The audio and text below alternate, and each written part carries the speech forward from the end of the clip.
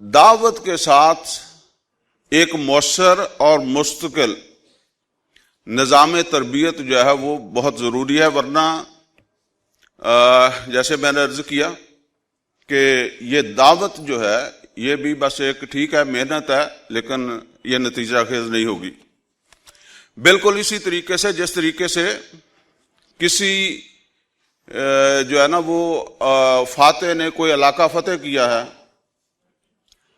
اور فتح کرنے کے بعد اس علاقے میں اس نے نظم و نسق کے حوالے سے یا کچھ دوسرے تقاضے ہیں اپنے اس کو کنٹرول کو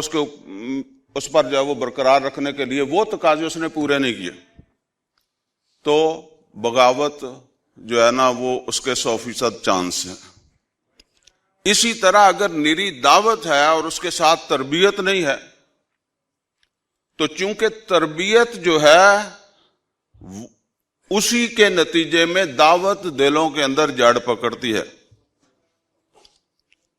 ورنہ آپ جتنی دعوت جو ہے وہ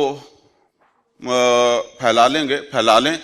لیکن اس سے وہ نتائج حاصل نہیں ہوں گے جو ہم حاصل کرنا چاہتے ہیں۔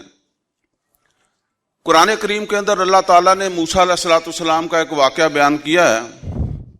اور اس واقعے کے اندر بھی اس حوالے سے جو ہے وہ ایک سبق موجود ہے۔ وہ واقعہ یہ ہے کہ موسیٰ علیہ السلام نے جس وقت بنی اسرائیل کو فرعون کی غلامی سے نجات دلائی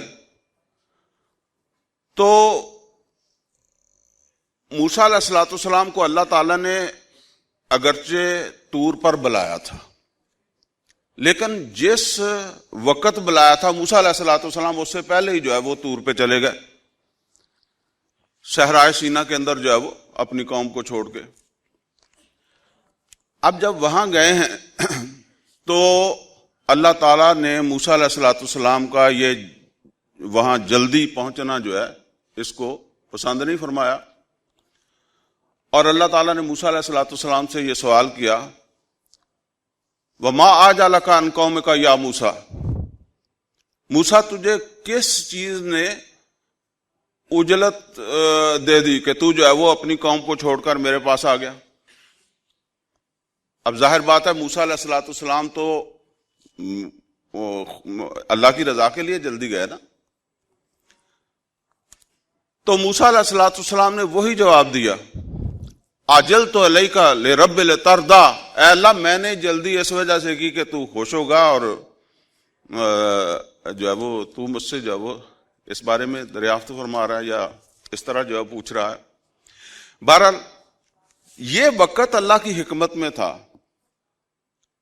کہ موسیٰ علیہ السلام اس کو اپنی قوم کے ساتھ صرف کریں، ان کی تربیت کے اوپر صرف کریں۔ اسی لیے پھر اللہ تعالیٰ نے فرمایا کہ